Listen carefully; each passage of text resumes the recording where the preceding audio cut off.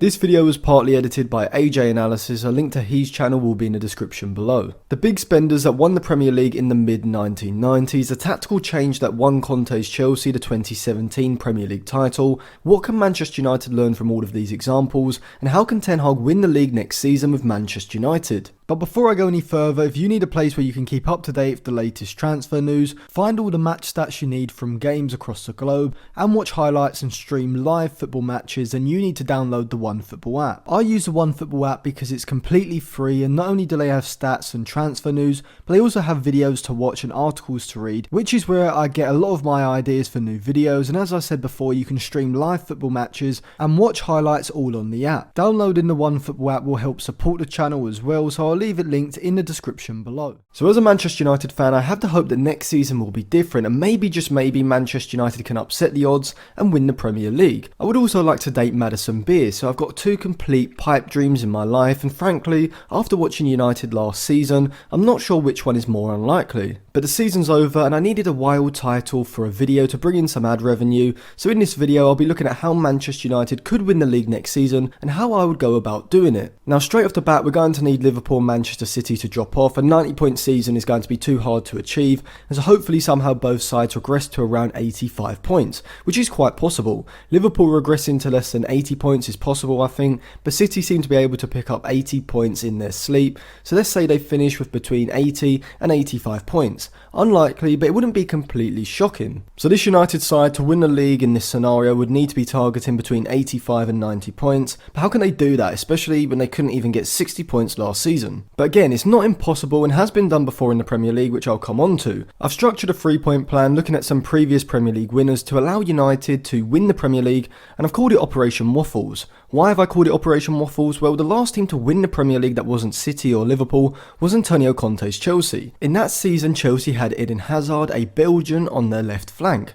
Next season, United most likely will still have Luke Shaw on their left flank. What does a Belgian like Eden Hazard and Luke Shaw have in common? Well, Belgium is famous for its waffles, and what does Luke Shaw like more than losing his man at the back post? Waffles. So Operation Waffles it is. So what are the aspects of the operation? Well, before we get into the 3-point plan, first of all, we need Manchester City and Liverpool to decline. Now this one is out of United's hands, but it is possible, and this is how. Firstly, despite Erling Haaland being signed, his fitness for Dortmund last season was more inconsistent than Michael Jackson's skin in the 80s. Last season he was injured for a total of 95 days and missed a total of 16 games last season. Let's say that this continues and he misses say 10 to 15 games in the Premier League, then without a doubt it's going to limit his ability to improve this City side. Fernandinho is leaving City and Sadio Mane looks like he's leaving Liverpool as well, and players like Mo Salah, Kyle Walker, Riyad Mahrez, Jordan Henderson and Roberto Firmino will all be in their 30s by the start of the season, and so you would expect some of them to begin to decline. Combine all of these with the fact that it's incredibly hard for a side to reach 90 plus points in one season, let alone back to back, and you can see that there could be the ingredients for a duo drop off at the top of the league. I don't necessarily think that this will happen, but you could see it happening without a massive stretch. So now, how would Manchester United potentially take advantage of this? Well, in order to learn what we should do in the future, we should look back at some past unlikely Premier League winners and how they did it. So let's go back to 1994-1995 when Sir Alex Ferguson's Manchester United were looking to win the 3rd Premier League and their 3rd on the spin, but they came up against another Premier League side ready to spend money willy-nilly, and no, it's not Chelsea or Manchester City, it was Blackburn, who were owned by a multi-millionaire fan, Jack Walker. Walker had bought Blackburn in 1991 whilst they were in the 2nd division. He appointed Liverpool legend Kenny Dalglish as manager and used his new investment to buy established 1st division players like Mike Newell, Colin Hendry and David Speedy. That season, Dalglish finished 6th in the 2nd division with Blackburn, but won the playoffs to get promoted to the inaugural Premier League season in 92-93. In the summer of 1992, a 21-year-old Alan Shearer was signed from Southampton for £4 million, with Tim Sherwood, Stuart Ripley, Graham Lasso and Henning Berg also being signed. That season, Blackburn would finish 4th, missing out on UEFA Cup football the next season by 1 point, with Norwich finishing 3rd and Villa finishing 2nd, as United would win the 1st Premier League title. In 93-94, Jack Walker would present the funds for Dalglish to bring in Southampton's keeper Tim Flowers and Leeds' defensive midfielder David Batty for £3.4 million each. In that season, Blackburn would manage a 2nd place finish, 8 points behind Manchester United, with Alan Shearer hitting his first 30 league goal season with 31 goals. But going into the summer of 1994, Blackburn would need reinforcements to launch another title challenge, and this time overtake Ferguson's Manchester United. And so Dalglish would bring in a strike partner for Shearer, and that was 21-year-old Chris Sutton from Norwich, who had scored 25 goals the season before for £6.75 million, creating the same SAS Shearer and Sutton partnership. Dalglish deployed a 4-4-2 with an extremely direct style of football, with the fullbacks and wide midfielders receiving the ball and looking to play long balls up to Sutton and Shearer in order to progress the ball forward, and in the final third they would look to move the ball out wide to the wide midfielders, usually Stuart Ripley and Jason Wilcox, or the fullbacks Graham Lasso or Henning Berg, where they would then look to put in early crosses into the box to find Sutton and Shearer. And it was this strike partnership that made the difference for Blackburn in the title race, with SAS scoring 49 goals of Blackburn's 80 in total between them, as Shearer finished as the league's top goal scorer with 34 goals and Sutton picked up 15, as Blackburn would win the title on the final day of the season, finishing 1 point ahead of Manchester United. So what were the reasons behind Blackburn's success? Well, Dalglish had the best strike partnership in the league and played to their strengths, using a direct style and getting crosses into the box. They were nothing special tactically, but they did the simple things well, and as the saying goes, goals win you games, and winning games wins you titles. However, Blackburn did have a few fortunate circumstances that United could also play into next season. Firstly, Blackburn exited the UEFA Cup in the first round, the League Cup in the fourth round, and the FA Cup in the third round, meaning that they played significantly less games than their title rivals Manchester United, so obviously that makes a huge difference as you get to the latter stages of the season. Ten Hag next season will be in the Europa League, and obviously you want to go far in every competition, but maybe fielding a weaker side in Europe and in the FA Cup and League Cups,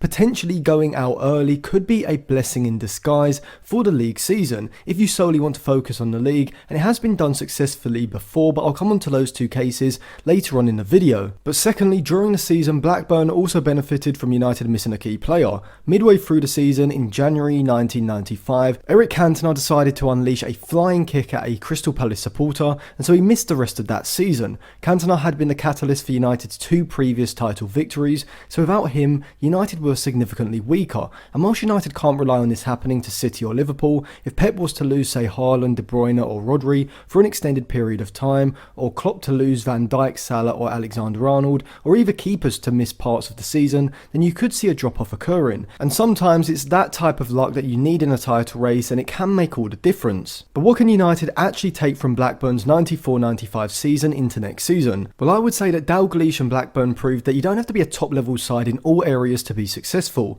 They were successful because of what I call specialisation. You just need to specialise and be effective in scoring goals and not conceding them. Sounds simple, but football's a simple game. You have two strikers who are excellent finishers, very good in the air and great physically, so you play to their strengths, progress the ball with long balls into them, and get the ball out to the flanks and use your wide players' crossing ability to create aerial chances for the front too. But how could United do this? Well, they already have a world-class finisher and striker who is fantastic in the air, and it's Cristiano Ronaldo, and so to fully maximise this strategy, United would need to bring in another forward who has proven offensive aerial ability. Now, Darwin Núñez would be a player who could fulfil this, however, as I broke down in my analysis video of him, I'm not a massive fan of him, particularly for £70 million plus, so in this specific video I'm going to avoid him. However, a much better option for United in my opinion would be Udinese's Portuguese striker Beto, who they only just recently signed permanently for a fee ranging between 3 and 7 million euros, after a very successful season on loan in Serie A from the Portuguese club Portimonense. Beto is just 24 years old, but he's strong and powerful as a striker, standing at 6'4" in height and being deceptively quick as well. Before I analyse him further, you can see why I've picked him out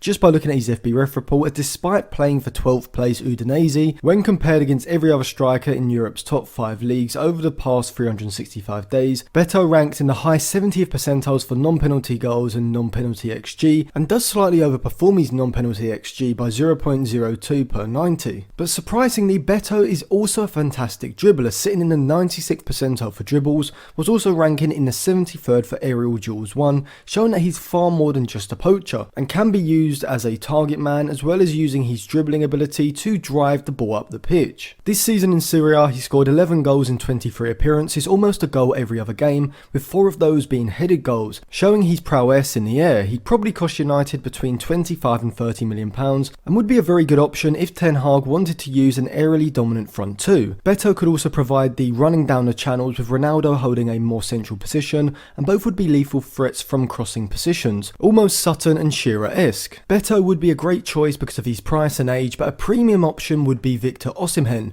who is one of my favourite strikers in Europe at the moment. However, he'd cost at least £70 million, and as I said in my Who Manchester United Should Sign series, which will be linked below, I don't think United should be spending more than £40 million on a centre forward due to other areas in the squad needing improvement in the transfer market. So here are some other options who I won't analyse in too much detail, but I may look at in future videos, and we'll start with Gianluca Scamacca, who isn't as aerially dominant as Beto, so maybe he's a better option for this specific scenario, but overall Scamacca is a better centre forward, and his FB ref report shows this, and he's not just a physically dominant striker, but also a very good finisher, massively overperforming his non-penalty XG, so he without doubt should be a player that Ten Hag is looking at. Another option would be Stuttgart's 24-year-old Austrian striker Sasha Kalajdzic, who is 6'7" and an absolute beast in the air. He hasn't played that much, only 1,221 minutes in the past 365 days due to a long-term shoulder injury, but in 2020-2021 he scored 16 Bundesliga goals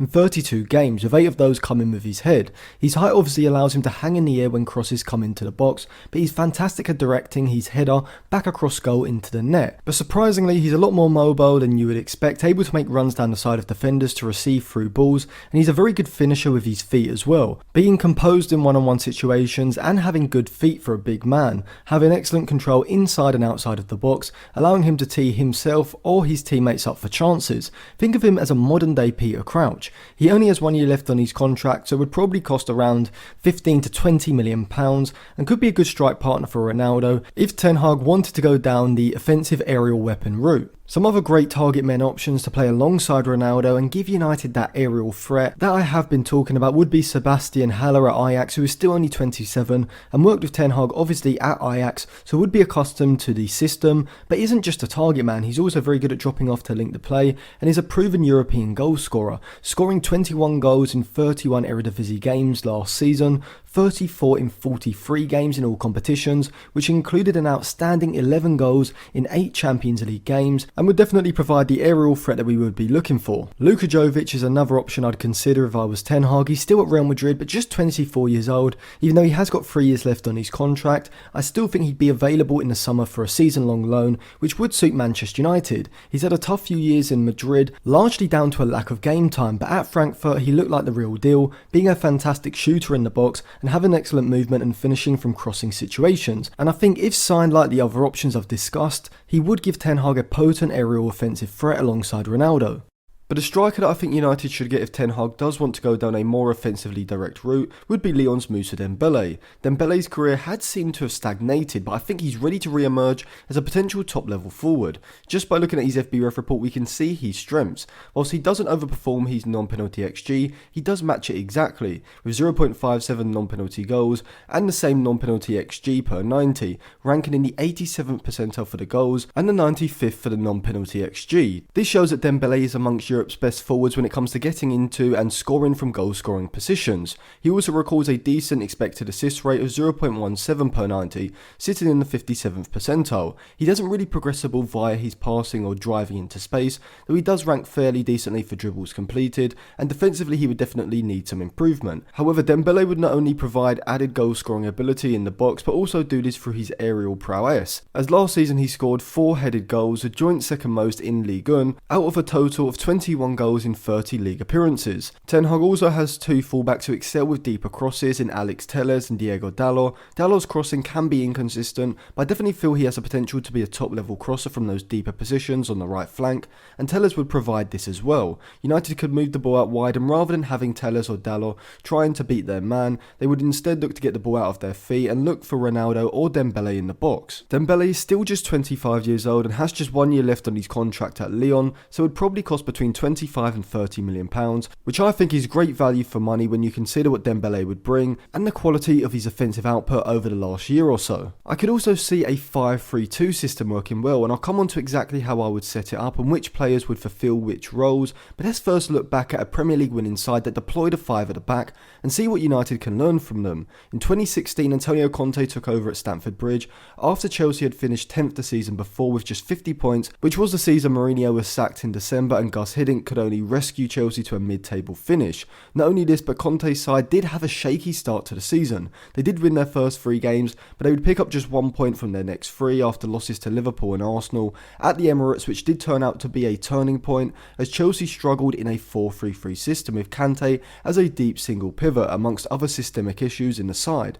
Arsenal ran out 3-0 winners and would cause Conte to switch to a back 5 midway through the game as well. From here on out for the rest of the season, Conte did the most pragmatic thing and switched to a system that best suited the players that he had at his disposal. With the back 4, Conte had been using Azpilicueta at left back and Ivanovic at right back, both fullbacks who are more defensive than offensive fullbacks, limiting Chelsea's output from the flanks. The 4 at the back also meant that Eden Hazard had defensive responsibilities out of possession, which he wasn't great at, as seen when he allowed Bellerin to run off of him, leading to the Spaniard squaring the ball across the box for Walcott. By switching to a back 5 in the 5-2-3 system, Hazard's defensive responsibilities could be reduced by having an extra player in that back line, which also made the defensive line more solid when they would shift over to deal with the flanks, with the left wing back now dealing with the opposition's fullback, rather than Eden Hazard. Also with the back 5, Conte could utilise players like Marcos Alonso, who was an offensive fullback with positional faults, and Victor Moses, who was a traditional winger who didn't really have enough offensive output in the final third. And both of these players excelled as wing backs. As fullbacks they both had struggled, however as wing backs they had less defensive burden on them to shift over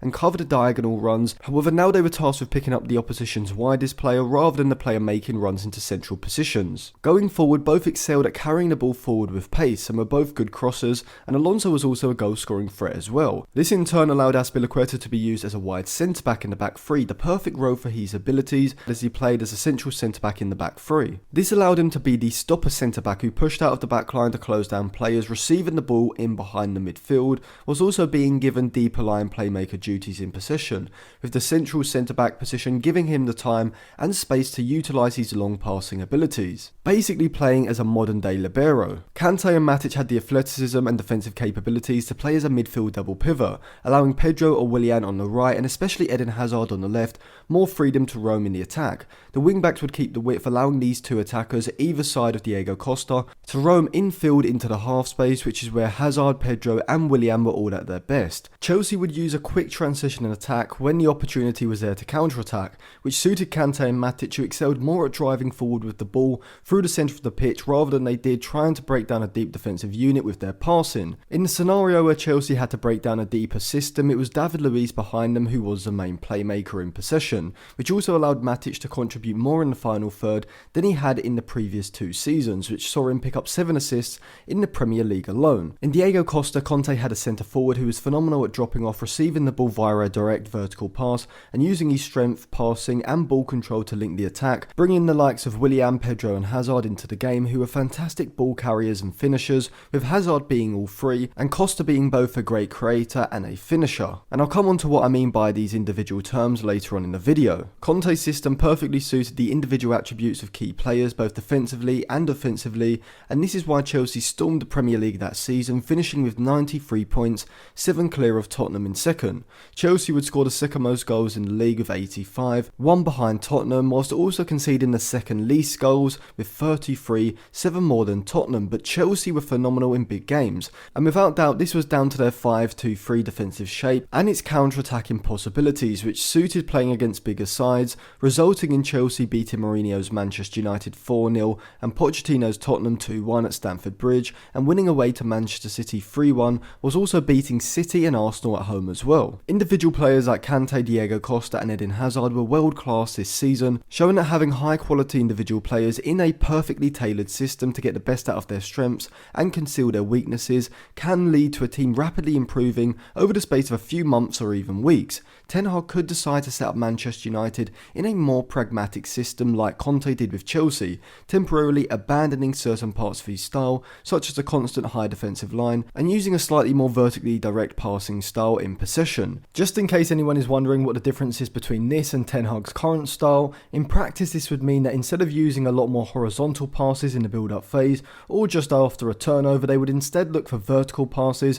which would then obviously lead to the attack moving up the pitch a lot quicker, therefore being a quicker transition in attack. This is what we saw Conte's Chelsea do, often having Matic and Kante play these quick forward passes or driving the ball forward with it at their feet, and this would then allow the likes of Willian, Pedro and Eden Hazard the space to receive the ball and then drive at the opposition's back line, again, and these three were perfectly suited to this style, with all being better when able to run with the ball into space rather than receiving the ball in congested areas. I would call this a form of specialisation, as Conte's side weren't fantastic in all areas but prioritised playing to their players' strengths in order to most effectively get results, and this is what Ten Hag could do next season as well. I would say that United, like Chelsea, have a lot of players in the attack who are better in quick transition in attacks, players like Jadon Sancho, Marcus Rashford, Anthony Martial, Anthony Elanga, and even Cristiano Ronaldo as well. Ten Hag has midfielders like McTominay and Fred, who are twice the players they are in a quicker transition in attack compared to a more methodical possession style, because whilst they do lack vision and forward passing ability, they both have the ball carrying ability, physicality, and willingness to play direct vertical passes into space that suits this kind of style. I think sides that can't compete with Liverpool and Manchester City in terms of overall attack, which United can't and almost certainly won't be able to even after the transfer window, should instead focus on trying to utilise the individual abilities of a few attackers, which is best done on Costa and Eden Hazard, who are both top level creators and finishers. Antonio Conte currently has two top level creators and finishers in his attack in Son and Kane, and their abilities are aided by the quicker transition in attack, where you have Harry Kane dropping off from the forward line and utilising his world class passing via his through balls, from where Son can use his pace and off the ball movement to run in behind the back line and then finish from inside or outside of the box with either foot. But you also need players who have pace and ball carrying ability to drive the attack forward as well. If you look at Belgium's goal against Japan in the World Cup in 2018, Courtois rolls the ball out to Kevin De Bruyne immediately after claiming it, and De Bruyne has the ability to drive forward with the ball at pace, which allows him to efficiently move the ball into the opposition's half. And from here you need 2, 3 or maybe 4 attackers to not only have excellent vision and passing, but also have finishing ability to finish those chances. If you only have one top level finisher in the attack, then you are relying on that chance falling to them a lot of the time, whereas if you have 2 or 3 top level finishers in the attack, just from a probability standpoint, you have more chance of scoring a higher percentage of goals from your counter attacks, which could be the difference especially in a title race. Each player in the attack, the ball carrier, which is the player who primarily specialises in moving the ball up the pitch into attacking areas with the ball at his feet, the creator, which is obviously the player who creates chances in the final third, and the finisher, who is a player to put the ball into the back of the net. A player doesn't have to be limited to just one of these, and often the best players have a combination of 1, 2 or even all 3 of those. Players like Lionel Messi, Kylian Mbappe, Kevin De Bruyne and maybe even Mo Salah as well have all of these abilities. I would say Harry Kane has 2 in creativity and finishing. Heung-min Son definitely has 2 in terms of ball carrying and finishing, and you could maybe say creativity as well, whereas Manchester United have too many players who are limited to 1, with only Sancho and Bruno Fernandes really applying to more than one of these categories. The best counterattacks rely on multifaceted players who branch over into 2 or 3 of these categories, because just by the nature of having a more defensively secure system, having more defensive minded players in your starting 11, there are less offensive players on the pitch. And so the ones that are essentially making up for the less attacking players on the pitch by having a greater individual attacking ability. Think of it almost like a formula. So my 3-point plan, taking into account everything I've gone over, is this. Point 1, go for the most pragmatic system and style that gets the best out of individual attacking players. What I mean by this is, instead of being persistent with a methodical possession and high pressing style that Ten Hag is associated with, he could instead look to use a system that is more defensively secure and alter certain features of his usual system, such as the constant high pressure, and instead tailor the system to suit individual players. And then the season after, when the squad has been improved further, United can then begin to transition into Ten Hag's ideal style without sacrificing results in the short term. I think a 5 at the back could be the most pragmatic option, as 5 defenders in the back line just in general tends to suit defenders who aren't positionally sound or spatially dominant, a category to which Maguire, Shaw and Lindelof all fall into. I would use a 3-4-3 system that would be a 5-4-1 out of possession, a 3-4-2-1 in the build-up phase and a 3-2-5 in the middle, third and beyond. Point 2, prioritise attacking quality over defensive quality in the transfer market. See to fill attackers to play alongside Ronaldo in the front 3, as well as an all-round central midfielder who is fantastic both in and out of possession to play alongside James Garner in the double pivot. I would then have 2 different options at wing back against sides who won't cause too many attacking problems down the flanks. I would use Jadon Sancho as a right wing back and Anthony Elanga as a left wing back, as that would essentially give United an extra attacker on the pitch compared to Ten Hag's usual 4-3-3 system. I also think that Luke Shaw could make a good left-sided centre-back, being pretty good defensively and also having the ball carrying ability to aid United's build-up down the left. As I said, I would allocate most of the budget towards offensive reinforcements, and the two players who would top my list would be Lautaro Martinez and Christopher Nkunku, who would both cost around £65 million each and could play either side of Ronaldo in the front three. Lautaro and Nkunku would be used as second strikers, alternating their movement and varying their positioning, sometimes dropping between the lines to link the play, but also making runs in behind into goal scoring positions. With these three, United would have three clinical finishers, with Lautaro being a great creator as well, and Nkunku possessing the creativity alongside the ball carrying to facilitate a quick transition in attack. This would give United arguably a better individual front three than either Liverpool or Manchester City. That would be £130 million well spent in my opinion, but I'd also look to bring in a physically dominant, well-rounded central midfielder who can pretty much do everything, and the perfect player would be Ibrahim Sangare, a player who I've spoke about a lot. I'll leave some of those videos linked in the description for you to check out after this one. I'd then also look to bring in 33-year-old Simon Kjær from AC Milan, who'd likely cost less than £10 million but could be a great stopgap, playing as a central centre-back in a back three, having Rafael Varane and Luke Shaw either side of him, providing the dominance, front foot defending and passing range that United would need from that central centre-back position. So this is how I would line up Manchester United in a more pragmatic system. Depending on the game, we could see Sancho and Elanga as the wing-backs, or Diego Dalot and Telles or Shaw. James Garner and Ibrahim Sangare would be a fantastic midfield pairing, and Fred could also suit a quicker transition in attack as well. In attack, United would have a frightening front three, with players like Bruno Fernandes, Donny van der Beek, Jadon Sancho and Marcus Rashford there to be called on as well, if Ten Hag wanted to alternate that front three. In possession, United would have a natural three at the back, and with Lindelof or Varane on the right and Shaw or Maguire on the left, United would have players who are capable of driving the play forward, which is needed from that wide centre-back position. Simon Kjær is a very good long passer, and so like David Luiz could almost be given a playmaking role in possession. Out of possession, United would have to drop off into a deeper defensive line when they aren't explicitly pressing to cover Kjær's lack of pace. The side needs to remain compact both vertically and horizontally out of possession in a 4-5-1 shape, with Nkunku and Lautaro dropping into these wide positions, which shouldn't be much of a problem considering both players' high defensive output. Antonio Conte's Tottenham utilised this shape perfectly, compressing the space between the defensive and midfield lines, and this is what Ten Hag would need to instill in his players, with the wing-backs Elanga and Sancho also needing to be coached the defensive positional side of the game, but I do think Ten Hag and his coaching staff are capable of doing this. When there is a turnover, United can look to funnel the attack through Elanga and Sancho and have them use their ball carrying ability to transition the attack quickly. Also, Sangare, Garner, Kjær and even Lindelof and Maguire, if they play, have the long passing ability to release United's front three. Ronaldo and Lautaro are both very good at dropping off and quickly linking the play from a vertical pass, and Nkunku has the pace and movement ahead to provide the outlet high up the pitch. All three players are top level finishers, which combine with the two central midfield creators behind them and two natural attackers from the flanks, and you can see where United's attacking threat would come from. But yeah, I think these signings and in this system would give United the best chance of challenging for the title next season. Let me know if you agree in the comment section below. Was this the right system and were these the right signings?